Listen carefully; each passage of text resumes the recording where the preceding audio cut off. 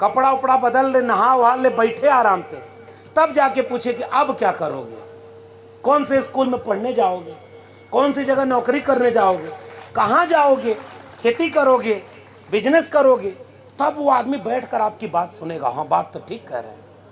चिढ़ाइए मत किसी को, ये मेरा निवेदन है। आप सहमत हो न सहमत हो ये आपकी मर्जी, लेकिन मेरा निवेदन है कि समय बदल गया है। हम किसी की आस्था का अपमान करके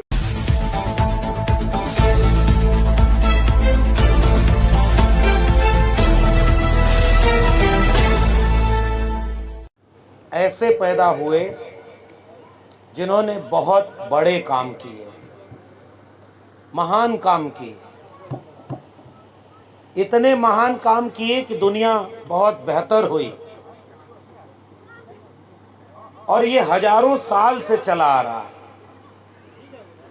लेकिन बहुत कम लोग ऐसे होते हैं जो इतने बड़े शख्स बन जाते हैं कि बाकी लोगों की जयंती 1 दिन 2 दिन 3 दिन मनाई जाती है, बाबा साहब की जयंती तो पूरे महीने मनाई जाती है। और आज हम उसी के कार्यक्रम में आए हुए हैं। ये कोई सामान्य बात नहीं है। आज तारीख है 21 अप्रैल और बाबा साहब की जयंती पड़ती है 14 अप्रैल को। 1 हफ्ता हो गया। इस बार तो चुनाव है। अब तक ऐसा होता रहा कि पूरे महीने कार्यक्रम होते रहे और अभी भी हो रहे हैं। मेरे पास कई फोन ऐसे आए जिसमें 28 अप्रैल 30 अप्रैल तक को भी हमने पूछा, भाई 30 अप्रैल को कौन सा कार्यक्रम? उन्होंने कहा कि हम अपने मसीहा की जयंती मना रहे हैं। तो पूरे महीने जयंती का कार्यक्रम चलता है और ये कोई सामान्य बात नहीं है। और बाबा साहब कहीं लिख करके भी नहीं गए कि मेरे जाने के बाद पूरे महीने मेरी जयंती मनाना। ये बाबा साहब के जाने के बाद जब उनके विचारों को, उनके काम को, उनके संघर्ष को जैसे जैसे ये दुनिया, ये मुल्क समझता जा रहा है, वैसे वैसे उनकी अहमियत बढ़ती जा रही है। और एक और खूबसूरत बात इस कार्यक्रम की देखिए, बाबा साहब डॉक्टर अंबेडकर, जिन्होंने आजादी के वक्त तक इतना काम तो कर ही दिया था कि भारत जब आजाद हुआ तो उसके सबसे प्रमुख जो योद्धा हैं आजादी की लड़ाई के, नया भारत बनाने के, उन सब में एक नाम शुरू से ही बाबा साहब अंबेडकर कर रहे। उनके किताबों को पढ़ने पढ़ाने का काम हो, उनके विचारों पर पीएचडी हो, काम करा जाए, लेकिन ऐसा बाबा साहब के साथ नहीं हुआ। कोशिश की गई कि डॉक्टर अंबेडकर को मिटा दिया जाए। उन पर जो किताबें छपी, उनका जो पूरा लेखन था, वह कब छपा पता है आपको? 1980 में आकर के। बाबा साहब डॉक्टर भीमराव अंबेडकर को भारत रत्न कब मिला? 1990 में आकर के। 40 साल लग गए। देर लगी इस देश को यह समझने में कि बाबा साहब डॉक्टर अंबेडकर भारत रत्न है, लेकिन अपने विचारों से, अपने संघर्ष से बाबा साहब अंबेडकर विश्व रत्न बन चुके थे। अब तो उन्हें बस एक तमगा देने की बात थी और वह काम 1990 में हुआ, जब संयुक्त मोर्चा की सरकार थी, जब तमाम समाजवादी, अंबेडकरवादी, सामाजिक न्याय को मानने वाले लोग सरकार में थे। तो बाबा साहब अंबेडकर को जब मिटाया नहीं जा सका गया, तो पहली कोशिश ये हुई कि उनको केवल दलितों का नेता बना दिया जाए। इस मंच का इस्तेमाल मैं यही 1-2 बात करने में करूंगा। गांव के लोगों, आप सब सम्मानित लोग हैं, आप इतना अपने जीवन का कीमती समय काम छोड़ करके यहाँ बैठे हैं, तो कुछ लोग तो मित्रता निभाने आए होंगे कि भाई ये ब्लॉक प्रमुख जी का कार्यक्रम है और इन्होंने कह दिया है तो आना है। तानसेन जी हैं, ऊषा सेन जी हैं, ये लोग जिस तरह से अपने समाज के लोगों को जोड़ने का काम कर रहे हैं, तो इन्होंने कह दिया तो चलना है, लेकिन ऐसे थोड़े लोग होंगे। लेकिन जब इस कार्यक्रम से वो लोग भी लौटेंगे तो लगेगा कि ये कितना बड़ा और जरूरी कार्यक्रम था। और गांव के लोगों, आप सब भी समझो, जिस मसीहा की जयंती मनाई जा रही है वो है कौन? मैं ये नहीं कह रहा हूं कि वो था कौन, क्योंकि व्यक्ति पैदा होते हैं, मर जाते हैं, लेकिन जो विचार बन जाते हैं, और विचार कभी मरा नहीं करते, विचार हमेशा जिंदा रहते हैं। और बाबा साहब डॉक्टर अंबेडकर एक व्यक्ति के आगे एक विचार, क्योंकि वो लड़ाई बाबा साहब अंबेडकर के पहले भी हजारों साल से चल रही थी, अकेले उन्होंने शुरू नहीं किया, और न बाबा साहब के जाने के बाद वो लड़ाई खत्म हो गई, वो लड़ाई आज भी जारी है। और हम अपने अतीत और इतिहास को इसलिए जानते हैं, गांव में भी किसी से कुछ काम करवाना हो तो उसको कई बार समझदार लोग कहते हैं कि तुमको पता है तुम्हारे दादा इतना खेत तो अकेले जोत देते थे, हर चला के, अब वो बेचारा लेके कुदाल खुद भी 2-4 कियारी तो कोड़ ही देगा कि जब दादा इतने महान थे तो हम इतना जल्दी कैसे थक जाएं। इसी तरह से कोई समाज होता है, जिस समाज को ये न पता हो कि आपके पुरखे कितने बड़े थे, कितना संघर्ष किए, आज के लोगों को आत्मविश्वास नहीं मिल पाता। इसलिए बाबा साहब को जानना बहुत जरूरी है। बाबा साहब अंबेडकर ने इतना कुछ किया, पूरे समाज के लिए किया, लेकिन पहली कोशिश ये हुई कि उनको केवल दलितों का नेता बना दिया जाए, जिसे संविधान की भाषा में कहते हैं शेड्यूल कास्ट। शेड्यूल कास्ट का नेता था, उन्होंने उन्हीं के लिए कुछ किया, उन्हीं को आरक्षण दिया। लेकिन धीरे धीरे जब डॉक्टर अंबेडकर की किताबें छपी, लोगों ने पढ़ा, डॉक्टर अंबेडकर को लोग जानना शुरू किए, तब उन्हें लगा कि डॉक्टर अंबेडकर उस व्यक्ति का नाम है जिसने महिलाओं के अधिकार के लिए इतना संघर्ष किया कि पुरुषों के बराबर महिलाओं को मजदूरी करनी पड़ती थी, 12 घंटे 14 घंटे। महिलाओं की मजदूरी के काम के घंटे कम किए, महिलाओं को वेतन भत्ता की सुविधा देने की शुरुआत की, महिलाओं को चाइल्ड केयर लीव यानी मातृत्व अवकाश, बच्चा पैदा होने के बाद की छुट्टी, बच्चा पैदा होने के पहले की छुट्टी, कि उनका स्वास्थ्य ठीक रहे और वो बेहतर ढंग से अपना जीवन जी सके। यह काम इतना कुछ महिलाओं के लिए करने वाले नायक का नाम डॉक्टर भीमराव अंबेडकर है, और यह बात महिलाओं को बताई नहीं गई। वैसे ही किसानों और मजदूरों के लिए, हम लोग जहां खड़े हैं अधिकांश लोग खेती किसानी से जुड़े हुए लोग, खेती किसानी के लिए नहर परियोजना, बांध परियोजना, कि नहर बनेगी तो खेती किसानी की सिंचाई का सुविधा होगी, बांध बनेगा तो बिजली पैदा होगी और सिंचाई के लिए नहरें निकाली जाएंगी, उत्तम कोटि का खेती हो। इस तरह के कई प्रावधान बाबा साहब अंबेडकर ने जब जब मौका मिला तो लिख करके, बोल करके किसानों को उनका हक दिलाने का काम किया। मजदूरों को मजदूरी समय से मिले, मजदूरों को उनका अधिकार मिले, उसका काम किया डॉक्टर अंबेडकर ने। पिछड़े समुदाय के लोग, आजकल लोग कहते हैं कि उन्होंने पिछड़े समुदाय के लोगों के लिए क्या किया डॉक्टर अंबेडकर ने।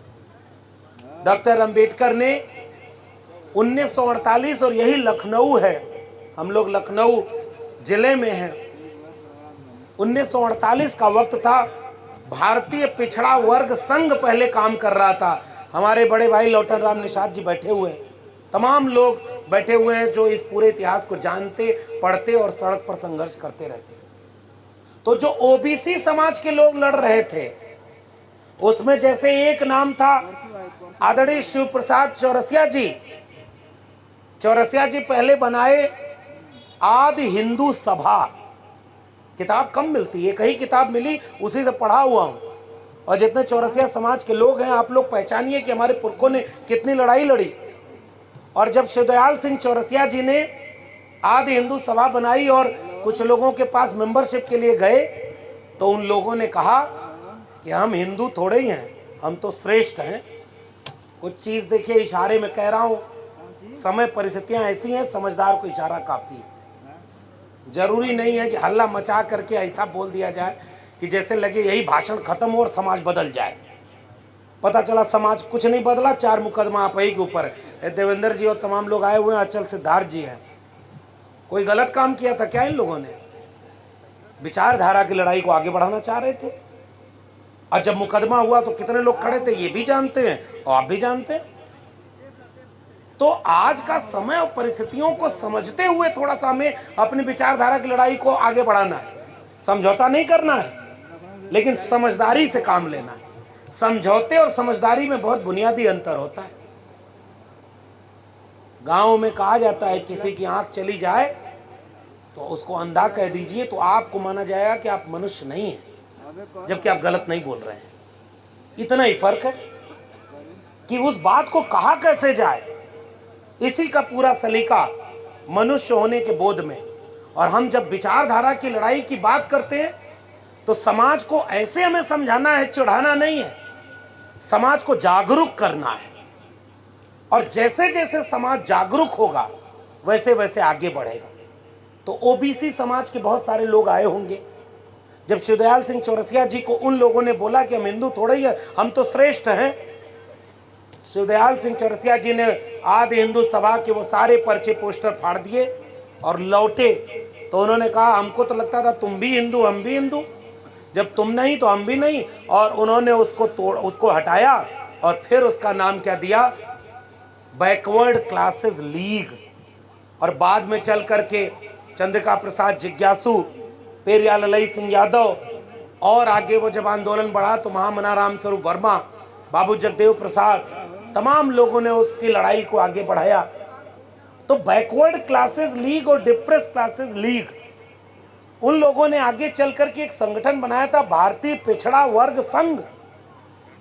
तो पिछड़ा वर्ग संघ ने 1948 में लखनऊ में एक कार्यक्रम किया था, और उस कार्यक्रम की अध्यक्षता करने के लिए जिसको बुलाया, उनकी जयंती हम मना रहे हैं, बाबा साहब डॉक्टर भीमराव अंबेडकर की। तो ये ओबीसी और एससी की एकता के इतिहास में तमाम उदाहरण मौजूद है। 1948 में बाबा साहब अंबेडकर ने उस सभा में ओबीसी समाज के लोगों को संबोधित करते हुए कहा कि मैं तुम्हें ये नहीं कहने आया हूं शेड्यूल कास्ट के लोगों कि आप रोटी और बेटी का संबंध ओबीसी और आप लोग हम लोग सब एक करने लगे, क्योंकि समाज अभी तैयार नहीं है। उन्होंने कहा कि आप जहां खाना खाते हैं वहीं खाइए, जैसे खाते हैं वैसे खाइए, जहां आप शादी विवाह करते हैं वही करिए।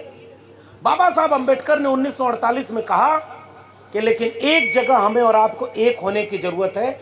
जाति के नाम पर, वर्ण व्यवस्था के नाम पर हमारा भी शोषण हुआ और ओबीसी समाज के लोगों आपका भी शोषण हुआ, तो क्यों न इस एक जगह पर हम दोनों एक हो जाएं और बराबरी, न्याय, समता की लड़ाई को आगे बढ़ाएं।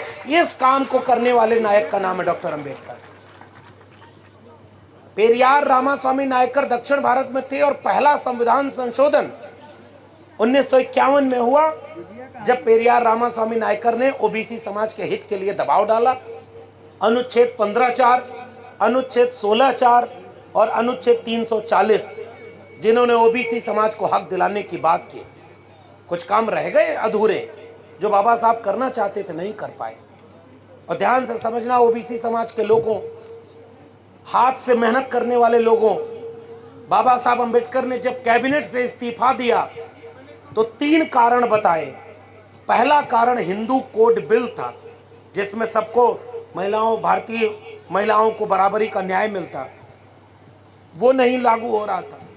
और दूसरा कारण था कि ओबीसी को जो 340 अनुच्छेद के आधार पर कमीशन बनाकर न्याय दिलाना था, वो काम नहीं हो रहा था। इसकी नाराजगी में बाबा साहब अंबेडकर ने अपने मंत्रिमंडल के इस्तीफा दे दिया।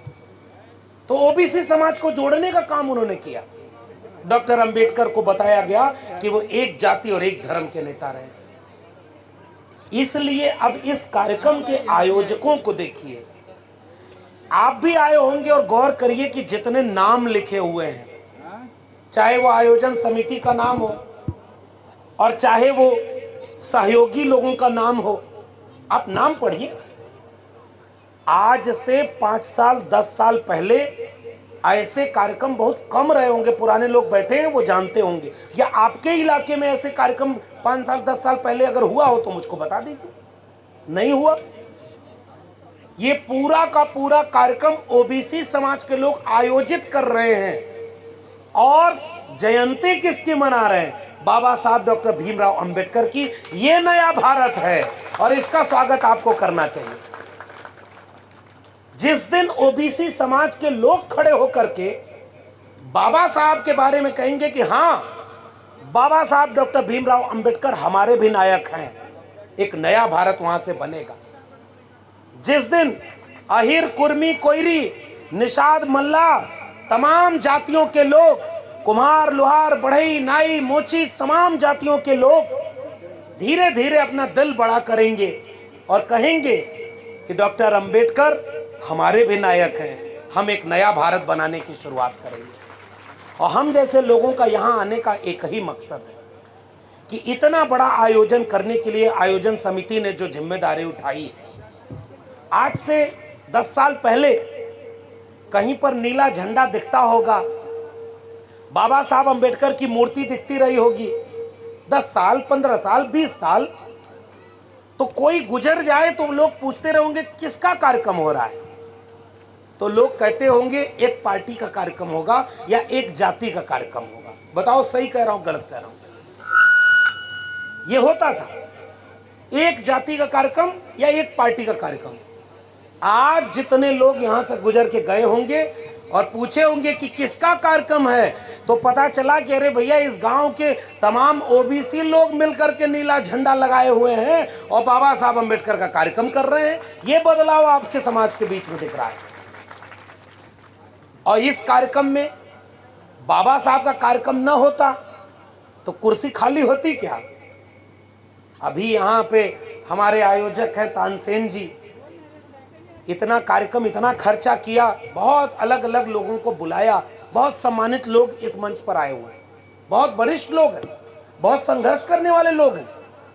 कोई आपके विचारधारा के लिए लड़ते लड़ते अपना नौकर, हमको भाई दिल्ली में रहते थे, कैमरा मिल गया, बोलने आ गया तो लोग जानने लगे।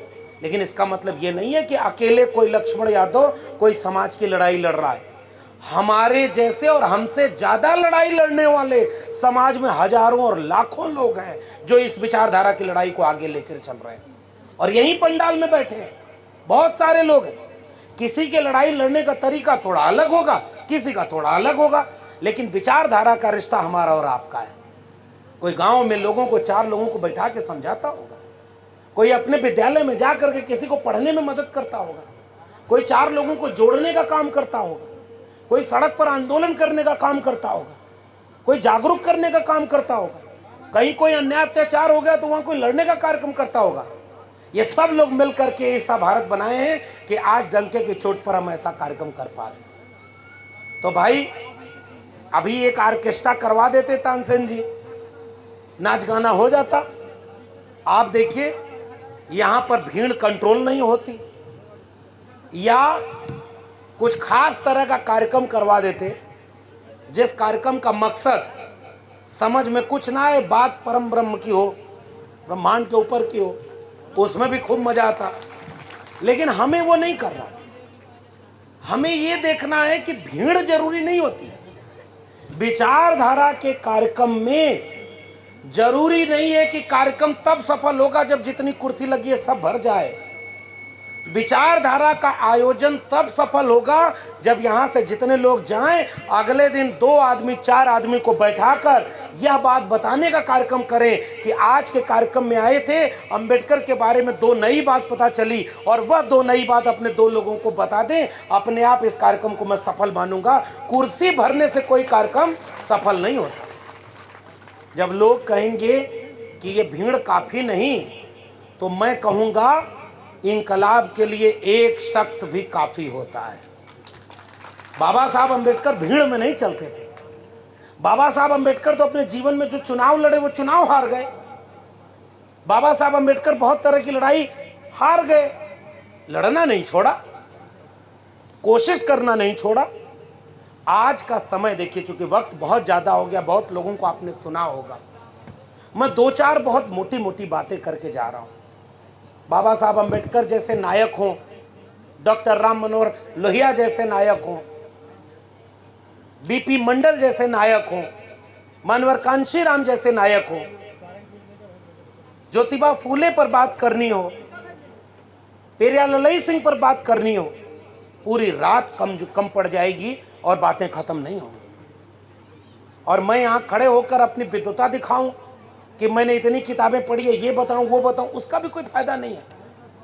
या अपने भाषण पर खूब ताली बटोर के जाएं, बड़ा बढ़िया भाषण दिया, लेकिन उसका कोई ठोस असर तब निकलेगा जब अगर दो बात भी हम यहां खड़े होकर कहें और आप जब यहां से निकलें तो दो बात अगर गांठ बांध के गए और कल से उसके काम में लग गए, तो मुझे लगता है कि वो दो बात कहना ही पर्याप्त है। पूरे जीवन भर की गाथा कहने की कोई जरूरत नहीं। पहली बात, बाबा साहब डॉक्टर अंबेडकर आज क्यों जरूरी है? क्योंकि बाबा साहब अंबेडकर का रिश्ता एक चीज से बहुत गहरा था। वह एक चीज है भारत का संविधान। बाबा साहब अंबेडकर ने जब भारत के संविधान की ड्राफ्टिंग कमेटी के अध्यक्ष के नाते, बहुत सारे लोग कहते हैं कि अकेला थोड़ा लिख देना, भोजपुरी समझते हैं ना, तो अकेला थोड़ा लिखना, तो कहे कि 7 लोग थे, एक बीमार हो गए, एक गुजर गए, एक अमेरिका चले गए, एक कभी मीटिंग में कम आए, एक आध ने कुछ मदद की, और खुद जब संविधान सभा की आखिरी बैठक हो रही थी तो बाबा साहब अंबेडकर के सामने दूसरे सदस्य ने खड़ा होकर कहा कि संविधान को जिस रूप में अब देश के सामने रखा गया है, यह संभव नहीं होता अगर बाबा साहब डॉक्टर अंबेडकर इसके प्रारूप समिति के अध्यक्ष न होते। कोशिश बहुत लोगों ने की होगी, सहयोग किया होगा, लेकिन बाबा साहब अंबेडकर के उस संविधान सभा में होने का मतलब यह था कि एक ऐसा संविधान बना जिसने एक व्यक्ति एक वोट का अधिकार सबको दे दिया। उसके पहले क्या था? अगर आप महिला हैं तो आपको वोट डालने का अधिकार नहीं है। पुरुष को है, पुरुष में भी सबको नहीं।